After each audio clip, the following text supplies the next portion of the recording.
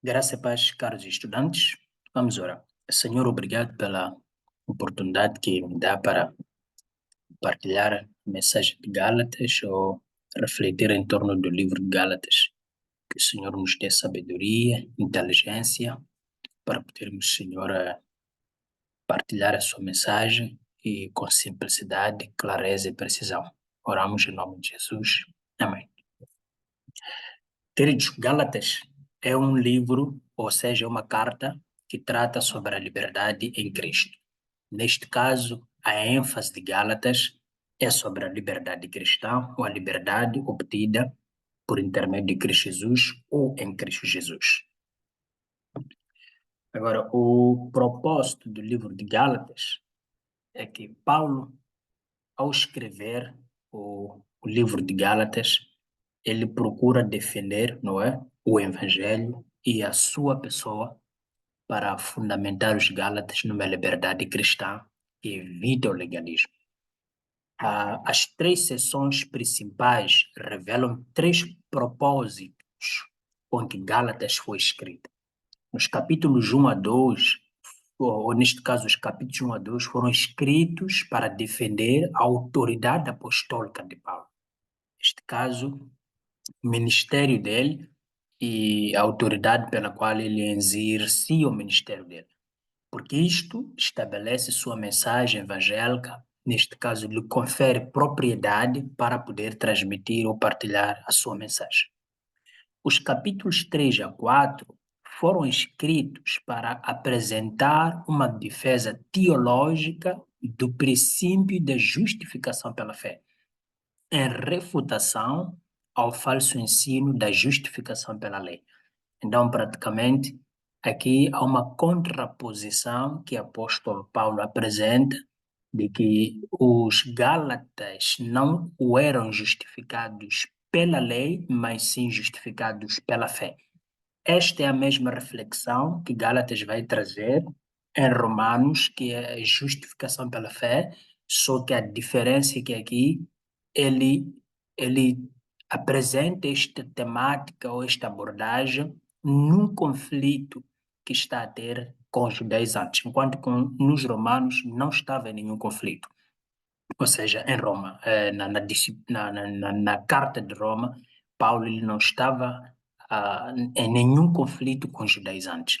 Mas já aqui em Gálatas, ele está em conflito porque os judaizantes apresentam justificação pela lei em detrimento da justificação pela fé. Os capítulos 5 a 6 foram escritos, neste caso, para mostrar que ser livre da lei não significa viver sem lei, como os oponentes de Paulo alegavam. Neste caso, a questão do antinomismo que era apresentado pelos judaizantes. Olha, esta epístola mostra que o crente não mais está sujeito à lei, mas é salvo pela fé somente. Então, a salvação do crente não é baseado na lei, mas sim pela fé. Aliás, a lei é um aio, um tutor, e ao mesmo tempo a lei é uma espécie de um espelho da nossa condição pecaminosa, e não necessariamente um meio de salvação.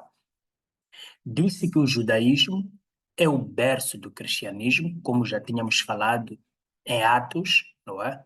Ah, na igreja emergente, e que em algum momento foi confundido com o judaísmo, no entanto, depois de um tempo, foi visto ou foi vista como diferente, como distinta do judaísmo. Como estava a referir, disse, não é? Geralmente que o judaísmo é o berço do cristianismo, mas também esteve bem perto da sua sepultura, ou seja, o mesmo judaísmo que era o berço, ou que foi o berço do cristianismo, também foi prov- também este judaísmo serviu, ou foi o canal, ou foi o meio que ou poderia ter sido um instrumento ou usado para sepultar, neste caso, o cristianismo. Até porque fora do Império Romano, os judeus, neste caso os judaizantes, combateram bastante o cristianismo.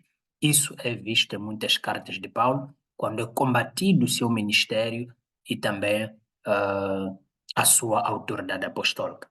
Deus levantou Paulo como Moisés da igreja cristã, neste caso no Novo Testamento, para livrar o povo desta escravidão, neste caso, a escravidão baseada na salvação ou na justificação pela lei.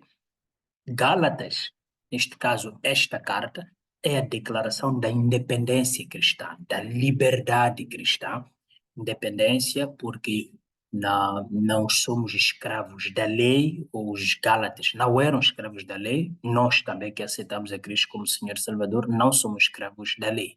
Pelo contrário, somos livres somos livres pela graça de Deus e pela fé em Cristo Jesus. Os judaizantes estavam ensinando que os cristãos tinham a responsabilidade de guardar a lei mosaica, ou seja, de observar a lei mosaica.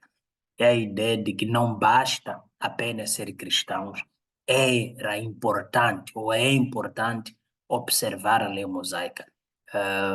Sobretudo as leis cerimoniais, não é? Neste caso, aqui já temos o que eles queriam que fosse observado, que faz parte também das leis cerimoniais, a frequência à sinagoga, a oferta de holocaustos, observação dos rituais e alimentos proibidos e a circuncisão. Todas estas práticas eram práticas observadas pela religião judaica. E os judaizantes, já que eram da religião judaica, estavam mesmo a insistir ou a ensinar que os cristãos devessem cumprir essas responsabilidades fora, além da fé que eles tinham em Cristo Jesus. Agora, a carta tem um tom severo. O erro dos Gálatas era extremamente perigoso, porque era uma espécie de uma mistura de um sincretismo, a fé em Cristo Jesus, a justificação em Cristo Jesus, com a observância das leis cerimoniais, ou seja, da justificação pela lei. Esta foi a primeira epístola escrita pelo apóstolo Paulo, não é? E a palavra-chave aqui é livro da lei, e o versículo-chave temos aqui Gálatas 2:20, podemos ler Gálatas 2:20, o texto diz o seguinte: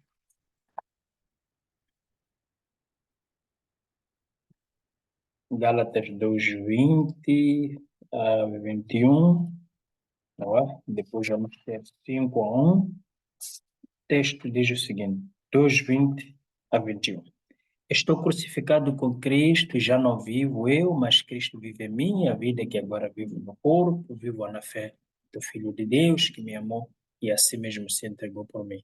Não anulo a graça de Deus, pois se a justiça provém da lei, segue-se que Cristo morreu em vão. Sentir-se a justificação vem da lei, então Cristo morreu em vão. Ele cumpriu a lei, aquilo que a lei exigia que fosse cumprido, e agora a justificação não é pela lei, a justificação é por intermédio dele. Mesmo no Antigo Testamento, a crença era mesmo em olhar para frente, neste caso para Cristo, a salvação e a justificação, olhar para Cristo e nós hoje olhamos para trás. 5:1, olhamos para trás no sentido de olhar aquilo que aconteceu há 2000 anos atrás. Cristo nos libertou para que sejamos de fato libertos. Estais, pois, firmes, não torneis a colocar-vos debaixo do jugo da escravidão.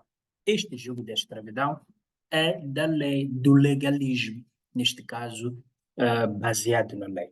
Então, capítulo 5 também é o capítulo-chave deste livro, desta carta. Então, estamos a perceber que o texto aqui está a deixar claro que a liberdade ou a justificação de quem se aproxima a Cristo é por intermédio de Cristo e mais nada. Qual é a vista panorâmica da carta aos Gálatas? Primeiro temos o Evangelho da Graça defendido, não é? E neste Evangelho da Graça defendido temos o apostolado de Paulo, que ele vai mesmo defender o seu apostolado, vai também defender o seu ministério, não é? Aliás, a sua autoridade. Ele defende o seu ministério apostólico, mas ao mesmo tempo defende a autoridade que ele tem, que foi conferido a quando da sua chamada. É por isso que ele vai explanar a sua biografia, neste caso, de quem ele era antes e o que ele é depois de ter aceito Jesus como Senhor Salvador. E depois temos a autenticidade da liberdade. Então, o Evangelho da Graça defendido é o que autentica a liberdade cristã. Temos também o Evangelho da Graça explicado. Temos justificação pela fé e não pelas obras. De Paulo deixa claro que não é pelas obras meritórias, não é, neste caso, pela lei. E justificação pela fé e não pela lei, que já estava mesmo a avançar. Esta é uma exposição doutrinal. A lei e graça não podem coexistir como meios de justificação, como meios de libertação do homem. E aqui é uma exposição de doutrina. Paulo explica, dá uma exposição para fazer com que a igreja, os galatenses, os gálatas, tenham em mente o que é que significa, não é, o que é que significa justificação pela fé e não necessariamente pelas obras ou pela lei e também e não a possibilidade de coexistência entre lei e graça.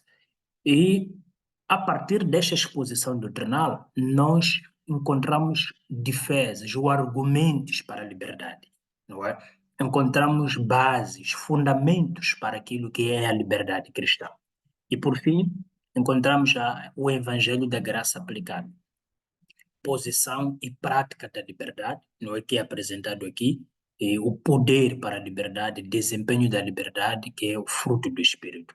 E o crente é exortado, não é, a vivenciar essa liberdade, e essa liberdade tem como seu fruto, que é o fruto do Espírito, que vai se manifestando na vida do crente. E isso tudo pressupõe a aplicação da liberdade. Esta, basicamente, seria a vista panorâmica da Carta aos Gálatas. Contribuição para a Bíblia. Em Gálatas e Romanos, ou seja, embora Gálatas e Romanos tenham vários temas em comum, o tom polêmico de Gálatas contrasta com o tom conciliador de Romanos. Isso nós já tínhamos avançado, que Romanos, quando Paulo escreve os Romanos, não está em conflito nenhum. Pelo contrário, ele vai escrever uma carta formal e preventiva para os romanos, neste caso a Igreja de Roma. Agora, ou seja, a igreja que estava em Roma, neste caso, e que era constituída por judeus e gentios, não necessariamente os romanos, em tanto que tal. Agora, Gálatas está escrita numa linguagem cortante, de conflito, não é? Suas palavras refletem a urgência da crise que tão rapidamente sobreviera aos crentes daquela região. Então, evitando até mesmo seu costumeiro agradecimento, Paulo se lança a censuras, porque os judaizantes estavam, ou seja, já tinham engodado praticamente aos Gálatas. E era um perigo muito grande, por isso que era um outro evangelho a ser apresentado. Por isso que Paulo até vai dizer que seja anátema aquele que trouxer outro evangelho, mesmo que fosse ele outro anjo que trouxesse outro evangelho fora daquilo que ele tinha exposto, tinha que ser anátema. Então, é uma carta mesmo de conflito, é uma carta mesmo de defesa, de argumentação. Não que Romanos não seja de argumentação, uma exposição sistemática muito forte e, e praticamente argumentativa também, mas esta é uma argumentação, é uma apologia que é feita visando combater um ensino que estava a ser apresentado por um grupo de judeus chamados judaizantes. Como é que nós podemos ver Cristo aqui? Como é que Cristo é visto? Cristo libertou o crente da escravidão da lei, neste caso do legalismo, e ao pecado, licenciosidade, libertinagem, e os pôs numa posição de liberdade.